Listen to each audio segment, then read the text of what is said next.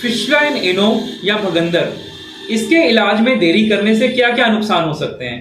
Good morning friends, मैं doctor Puneet Puri, surgical gastroenterologist. देखिए, बहुत सारे मरीज शर्म की वजह से या यूं कह लीजिए कि इसके इलाज के डर की वजह से डॉक्टर के पास आते ही नहीं है।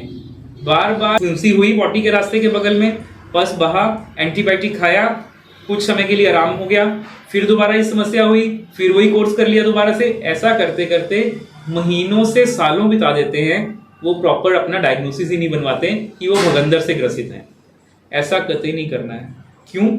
क्योंकि फिस्टुला का डायग्नोसिस अगर हम डिले करते हैं तो आप समझिए उस रास्ते में बार बार इन्फेक्शन, पस का बनना, उसका फूलना, पस से भर जाना और फिर फूटना, ये प्रक्रिया जब बार बार होती रहती है तो ये फिस्टुला का जो रास्ता है ये बहुत अजीब अजीब कोर्स अपना लेता है। एक सिंपल रास्ता कॉम्प्लेक्स बन जाता है अगर ये प्रोसेस बार बार हो जाती है। दूसरा, जितना ये रास्ता कॉम्प्लेक्स बनेगा उतना ही इसको ढूंढने में दिक्कत है, उतना ही इसको निकालने में भी दिक्कत है। ये तो समझदारी वाली बात नहीं है ना कि अपनी बीमारी को पहले हम इतनी लेवल तक बढ़ाएं फिर डॉक्टर के पास जाएं कि भैया अब हम इसको ठीक कर दो। बिल्कुल नहीं। तो जैसे ही हमें कभी भी पॉटी के रास्ते के बगल में कोई फुंसी निकले और उसमें से पस का बहाव हो, आपने दवाई खाई उसे ठीक भी हो जाए, तो लेकिन एक प्रश्न आपके जहन में जरूर आना चाहिए कि इस रास्ते में पॉटी के रास्ते के बगल में फुंसी क्यों बनी हुई है।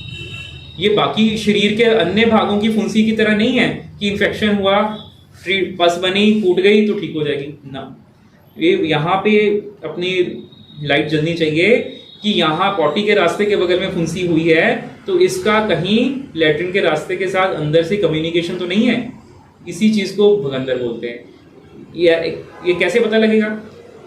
उसके लिए अपने को डॉक्टर के पास जाके, सर्जन के पास जाके अपना एग्जामिनेशन करवाना बहुत जरूरी है। बहुत सारे पेशेंट्स का 90% पेशेंट्स का एग्जामिनेशन भी पता लग जाता है कि ये फिस्टुला है कि नहीं है, और अगर है तो हमें इसका इलाज तुरंत करवाना है। इस चीज का इंतजार नहीं करना कि ये दोबारा पस बने, दोबारा फूटे और यह प्रक्रिया बार बार होने से ये कॉम्प्लेक्स रूप धारण कर ले और ये अपने लैट्रिन के रास्ते के जो मसल्स हैं उनको ज्यादा इन्वॉल्व कर ले।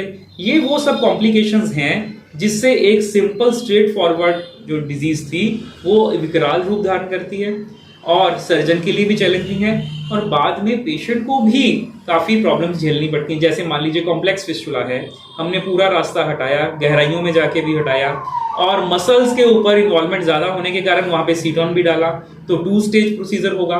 तो ऑब्वियसली आप समझिए कि एक बीमारी के लिए हमें 2 बार ऑपरेशन करना ही पड़ेगा, अन्यथा हमारा पॉटी के रास्ते का कंट्रोल खतरे में आ जाएगा।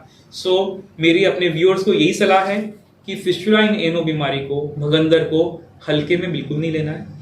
जितना आप इसको डिले करेंगे उतना ही ये कॉम्प्लेक्स रूप धारण करेगी, उतना ही इसको मैनेज करने में सर्जन को भी कठिनाई आएगी और पेशेंट को भी कठिनाई आएगी।